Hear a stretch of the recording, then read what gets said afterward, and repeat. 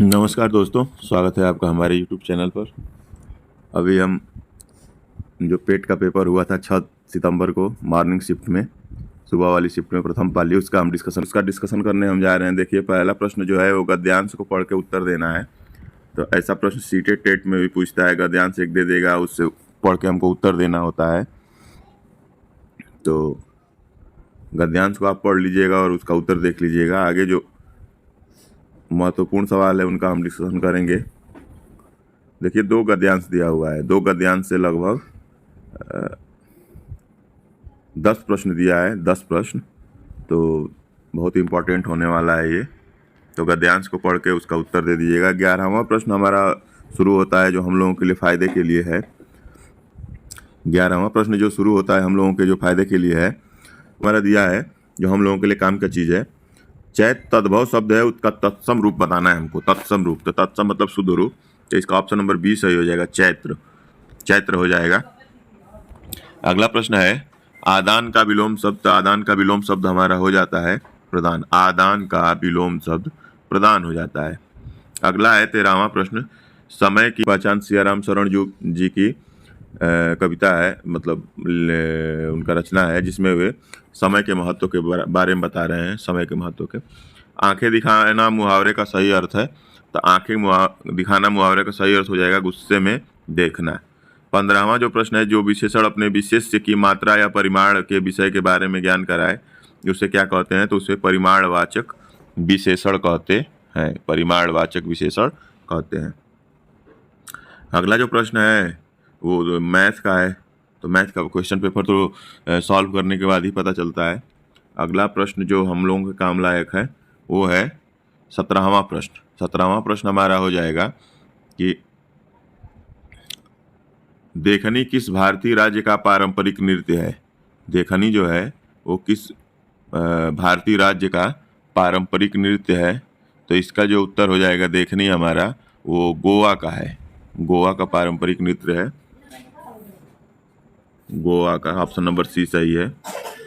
काम के बदले अनाज कार्यक्रम का पुनर्गठन किया गया है। काम के बदले जो अनाज कार्यक्रम है, पहले जो मजदूर काम करते थे उनको अनाज दिया जाता था, उसके बदले में उसका नाम बदल करके और क्या रखा गया? अक्टूबर 1980 से इसका नाम बदल कर दिया गया था राष्ट्रीय ग्रामीण रोजगार कार्यक्रम।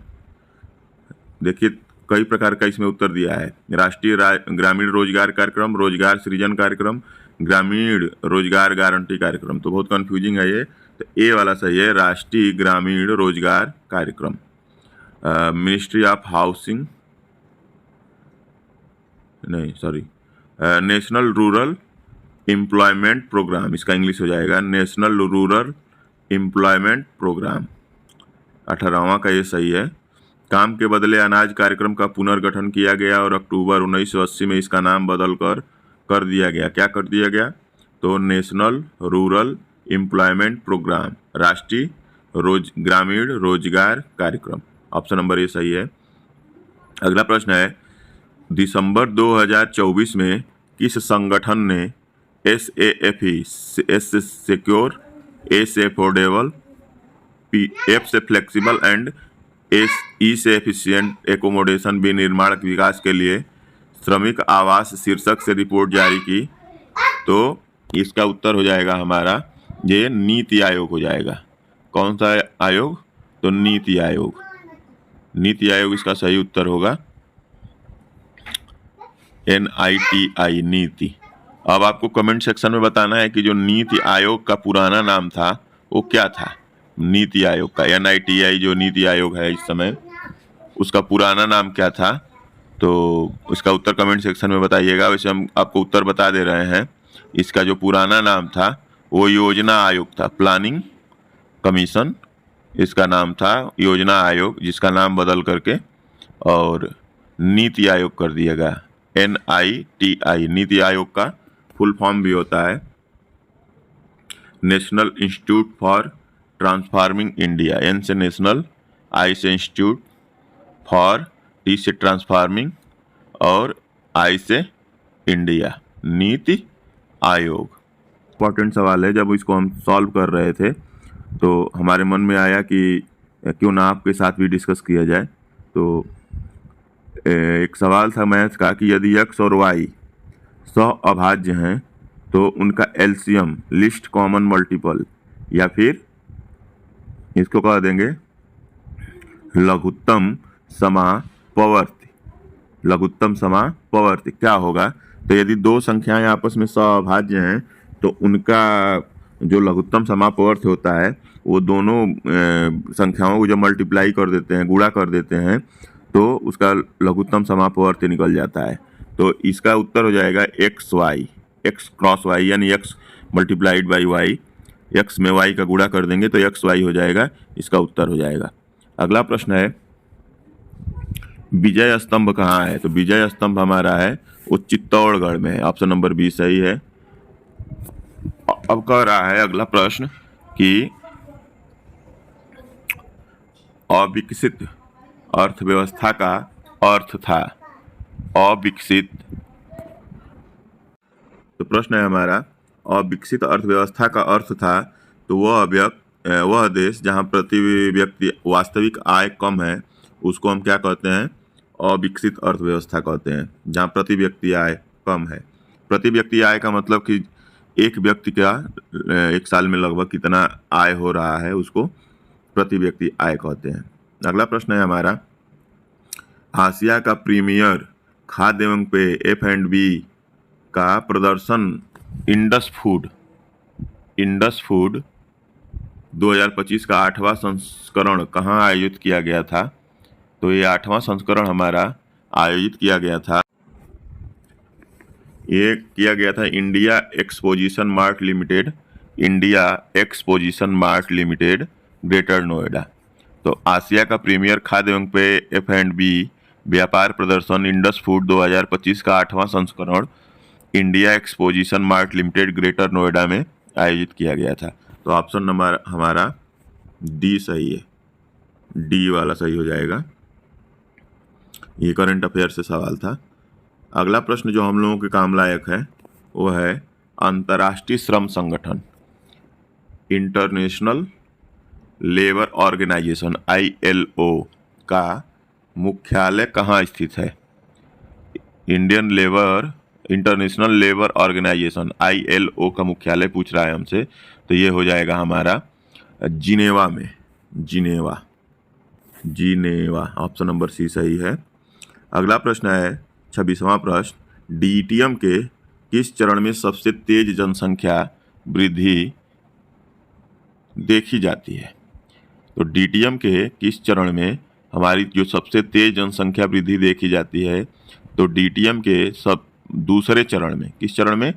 दूसरे चरण में जो जनसंख्या वृद्धि है वो सबसे तेज देखी जाती है। DTM के पहले चरण में क्या होता है कि जितनी जनसंख्या दर होती है, जन्म दर होती है, उससे ज़्यादा मृत्यु दर होती है। और द्वितीय चरण में क्या होता है कि जन्म दर अधिक होने के कारण और मृत्यु दर कम होने के कारण जनसंख्या विस्फोट की स्थिति पैदा हो जाती है। जब जनसंख्या बहुत तेज़ी से वृद्धि हो तो उसको हम जनसंख्या विस्फोट की संज्ञा देते हैं। तो चरण 2 हमारा सही हो जाएगा। अगला प्रश्न देखिए, बहुत आसान सवाल दिया है 27वां का मैथ का जो प्रश्न है 2/5 का प्रतिशत रूप में क्या है? तो 2/5 का प्रतिशत रूप देखिए, ये जो लड़का जिसका क्वेश्चन पेपर है, पता नहीं किसका ये है, हम तो डाउनलोड किए, तो ये 80% पे लगाया है, जबकि सी वाला सही उत्तर होगा 40%। 20-25 100 को 5 बराबर भाग में डिवाइड कर दीजिए, 2 अंश में है तो 20 दूनी 40। बहुत आसान सवाल है जाएगा। देखिए अगला प्रश्न है हमारा 35वां 5 जनवरी 2025 को भारतीय तटरक्षक बल के लिए निम्नलिखित में से किस शिपयार्ड द्वारा 2 स्वदेशी रूप से डिजाइन और निर्मित तीव्र गश्ती पोत FPV फास्ट पेट्रोलिंग वेसल्स का अमूल्य और अच्छे लॉन्च किए गए? तो अमूल्य और अच्छे नाम के तीव्र गश्ती पोत लॉन्च किए गए। ये लॉन्च किए गए हैं गोवा शिपयार्ड लिमिटेड से। ऑप्शन नंबर बी सही है। अगला प्रश्न है भारत के पश्चिम में कौन सा सागर स्थित है? तो ये अरब सागर है। अगला प्रश्न है भारत पाकिस्तान ने वर्ष 1960 में एक संधि पर हस्ताक्षर किए थे, उसका नाम क्या है? तो ये मोस्ट इम्पॉर्टेंट सवाल है, सिंधु जल संधि, जो अभी बीच में चर्चा का विषय था। अगला प्रश्न है, अर्थव्यवस्था के अधिशेष को अंतिम उपयोगकर्ताओं तक पहुंचाने और स्थानांतरित करने के लिए निम्नलिखित में से कौन सा माध्यम कार्य करता है। तो मतलब यदि प्लान कोई बना रही है सरकार, उसको अंतिम व्यक्ति तक, सबसे गरीब व्यक्ति तक, सबसे निचले तबके तक यदि पहुंचाना है, तो उसमें कौन सा जो संस्था है वो कौन सी काम करेगी, उसके बारे में हमको तो इसका उत्तर हो जाएगा हमारा वित्तीय संस्थान। जो वित्तीय संस्थान है, फाइनेंशियल इंस्टीट्यूशंस, वो हमारा सही जवाब हो जाएगा। ऑप्शन नंबर ए सही है इसमें, ऑप्शन नंबर ए सही है, वित्तीय संस्थान। अगला प्रश्न है हमारा, ऊँट अपने हम्प में वसा जमा करता है, हम्प में, जिसको कूबड़ भी कहते हैं। यदि कूबड़ दिया रहता, कूबड़, तो हम आसानी से इसका उत्तर लगा सकते थे, लेकिन फंसाने के लिए इसने हम्प लिखा है, हम्प। अगला प्रश्न है, गुड़हल के पौधे का फूल है, तो ये उभयलिंगी होता है, बाइसेक्सुअल। 40वां प्रश्न है, आदि पुराण किस तीर्थंकर की संरचित संग्रह है। तो आदि पुराण किसका संग्रह है, तो ये हमारा हो जाएगा आदि पुराण आदिनाथ का, सही है, जिनको ऋषभनाथ भी कहा जाता है। ये जैन धर्म से संबंधित है। अगला प्रश्न है, ये तो बहुत आसान सवाल है, 45 छात्रों की कक्षा में आयुष का रैंक ऊपर से 15 है, तो नीचे से आयुष का रैंक 31 हो जाएगा। बाकी मैथ के सवाल थोड़ा सा हल करने पड़ते हैं, इसलिए उसका डिस्कशन आदमी नहीं कर पा रहा है। अगला प्रश्न है,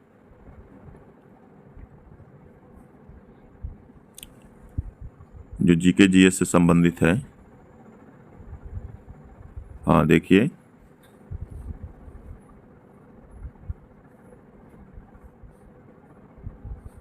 भारत के विभाजन को ब्रिटिश सरकार द्वारा स्वीकार किए जाने की घोषणा किसने की थी। तो लॉर्ड माउंटबेटन जी ने की थी, लॉर्ड माउंटबेटन जी ने की थी, इसका उत्तर हो जाएगा।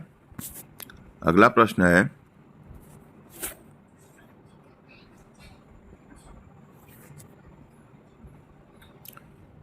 पूर्व अमेरिकी राष्ट्रपति जिमी कार्टर का निधन 100 वर्ष की आयु में कब हो गया। तो 29 दिसंबर 2024 को।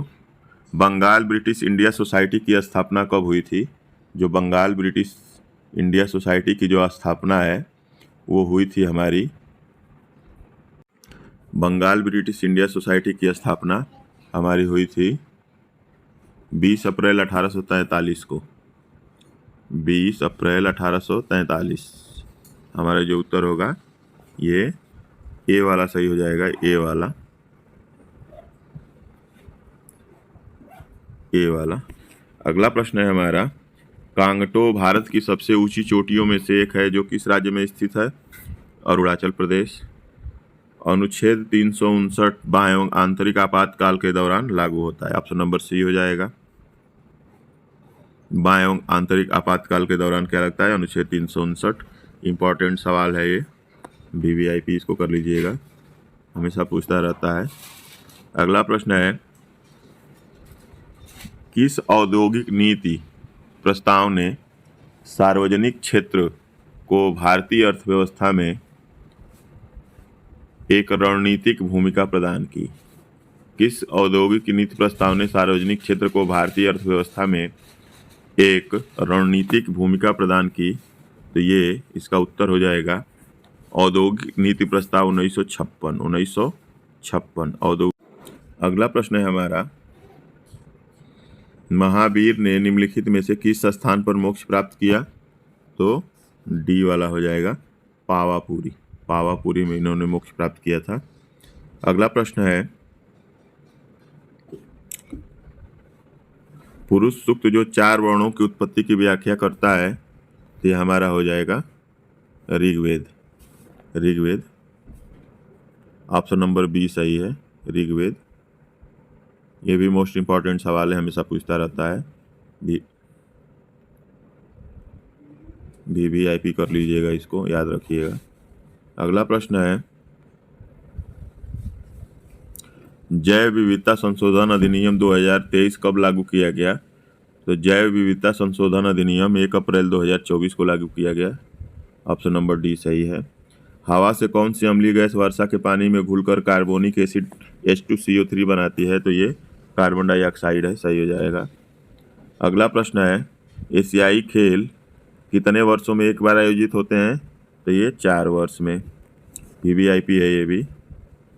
अगला प्रश्न है, 15 जनवरी 2025 को नई दिल्ली में आयोजित एक समारोह में राष्ट्रपति थरमन षणमुगरत्नम द्वारा सिंगापुर के मानद नागरिक पुरस्कार से किसे सम्मानित किया गया? तो N चंद्रशेखरन को। बुद्ध ने किस वर्ष में कितने उम्र में परिनिर्वाण प्राप्त किया? तो 80 वर्ष। निम्नलिखित में से सर्वथा भिन्न ज्ञात कीजिए। तो ये हो जाएगा हमारा पारा हो जाएगा, क्योंकि लोहा, सोना और चांदी सामान्य ताप पर ठोस अवस्था में रहते हैं, जबकि पारा द्रव अवस्था में रहता है। देश के पर्यावरण का संरक्षण और सुधार तथा वनों और वन्य जीवों की सुरक्षा के किस के अंतर्गत आती है? तो 48A के अंतर्गत आती है। 48A। अगला प्रश्न है, लीबिया की राजधानी? तो लीबिया की राजधानी हमारी हो जाएगी त्रिपोली। अगला प्रश्न है जो जीके जीएस से रिलेटेड है। हाँ, खाली स्थान दिया है। प्रश्न वह है जिसका कोई सदस्य सदन में मौखिक उत्तर चाहता है और जिसे तारांकित चिन्ह द्वारा पहचाना जाता है, तो वो तारांकित प्रश्न होता है। हड़प्पा सभ्यता किस युग से संबंधित है? तो हड़प्पा सभ्यता कांस्य युग से संबंधित है, ब्रॉन्ज एज से। अगला प्रश्न है,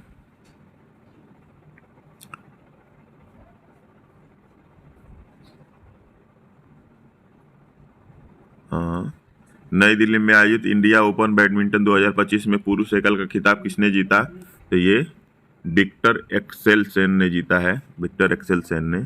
एसिड को किस पदार्थ से बने बर्तनों में संग्रहित किया जाता है? तो ये हमारा हो जाएगा कांच और सिरेमिक। लंदन में ईस्ट इंडियन एसोसिएशन की स्थापना किसके द्वारा की गई थी? ईस्ट इंडियन एसोसिएशन की स्थापना ये दादा भाई नौरोजी के द्वारा की गई थी, सही है। अगला प्रश्न है, पुणे में आयोजित उद्यमिता विकास सम्मेलन 2025 का विषय क्या था? तो ये हो जाएगा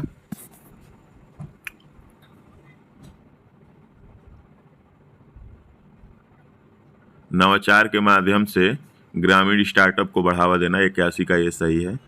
भारत के उपराष्ट्रपति जो होते हैं वो राज्यसभा के पदेन अध्यक्ष होते हैं। अगला प्रश्न हमारा गणित से है। 87वां प्रश्न है हमारा 88वां प्रश्न हमारा क्या हो जाएगा? फ्यूचर मिनरल्स फोरम FMF 2025 कहाँ आयोजित किया गया? तो ये रियाद में, सऊदी अरब में। अगला प्रश्न है, निर्वात में प्रकाश की गति और माध्यम में प्रकाश की गति के अनुपात को क्या कहा जाता है? अपवर्तनांक कहते हैं। VVIP है ये, वेरी वेरी इंपॉर्टेंट क्वेश्चन है ये। अगला प्रश्न है, चंद्रयान 3 का प्रक्षेपण किस वर्ष किया गया? 2023 में। हम लोग विद्यालय खोल के उसका जो लैंडिंग है वो दिखाए थे हम लोग, तो आपको याद होना चाहिए 2023 में। शिकागो में धर्म संसद का आयोजन कब हुआ? 1893 में, सही है। संविधान के किस अनुच्छेद के अनुसार संघ की कार्यकारी शक्ति राष्ट्रपति में निहित होगी? तो संविधान के किस अनुच्छेद के अनुसार संघ की जो कार्यकारी शक्ति है वो राष्ट्रपति में निहित होगी? किस अनुच्छेद में कहा गया है? तो ये अनुच्छेद है 53, अनुच्छेद 53 के अनुसार होता है। अगला प्रश्न हमारा है, जनवरी 2025 में कौन सा देश आधिकारिक तौर पर ब्रिक्स समूह का 10वां पूर्ण सदस्य बना? तो ये हमारा इंडोनेशिया हो जाएगा, डी ऑप्शन सही है। अनुशीलन समिति का मुख्यालय कहाँ है? तो ये कलकत्ता में हो जाएगा, ये सही है। अगला प्रश्न हमारा गणित से है, जिसको हम सॉल्व करेंगे। तो इस तरह से हमारे जीके जीएस के जो पेट के आंसर्स आए, क्वेश्चंस आए थे, उनका आंसर हम डिस्कस कर लिए। आप इसको देखेंगे तो 10 मिनट में आपका हल हो जाएगा। और आगे हम जो वीडियो लाएंगे वो मैथ से रिलेटेड ले आएंगे कि मैथ में जो पेट में सवाल आए हैं, तो जो क्वेश्चन पेपर सेट करने वाले लोग हैं वो सबका कॉम्बिनेशन एक ही होता है, एक कमेटी होती है। तो जो क्वेश्चन ट्रेंडिंग में होते हैं, जो आते रहते हैं, वो हमेशा एग्जाम में आते रहते हैं। तो इसको आप लोग देख लीजिएगा, आने वाली परीक्षाओं में जैसे टेट वगैरह में ये काम देगा और हमारा रिवीजन भी हो जाएगा। तो हमारे चैनल पे बने रहिए ऐसी ही वीडियोज़ के लिए। आपका बहुत बहुत धन्यवाद। जय हिंद, जय भारत।